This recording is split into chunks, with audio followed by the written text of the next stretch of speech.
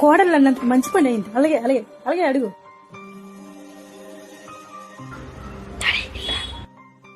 మమ్మీయే best daddy. హ్యాపీగా ఇంట్లో TV చూసుకుని కూర్చుంటది. నేను స్కూల్కి వెళ్ళిపోతాను, నువ్వు ఆఫీస్కి వెళ్ళిపోతావు. ఇద్దరం కష్టపడేసి ఇంటికి వస్తాము. అయితే ఓ పని చేద్దాం, రేపు హాలిడే కదా, మన ఇద్దరం కలిసి మమ్మీ ఏం చేస్తుందో చూద్దాం. షాము, మమ్మీ ఏం చేస్తుందో చెక్ చేద్దామా? ఇందు, టిఫిన్ ఏం చేస్తున్నావు? ఉప్మా చేస్తున్నానండి. సరే సరే. శ్యాము, ఇంద్ర, ఇదిగోండి మీరు పట్టుకోండి. నువ్వు తిను. నేను తర్వాత తింటానండి. బావు బట్టలు ఉన్నాయి, నానబెట్టాలి. మీరు తినండి, నేను వస్తాను. అది కదే, రోజు అటు బట్టలు ఉంటావా? అదేంటండి అలా అడుగుతున్నారు? వాడి స్కూల్ బట్టలు, మీ ఆఫీస్ బట్టలు రోజు ఉతకాలి. ఎందుకని మీరు బయటకు వెళ్ళి వస్తున్నారా? చాలా మురుకు ఉంటది.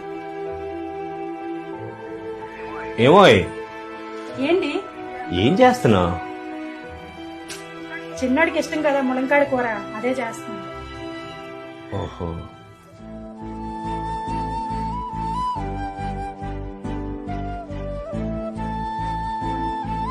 డాడీ, మమ్మీ రోజంతా చాలా కష్టపడుతుంది డాడీ.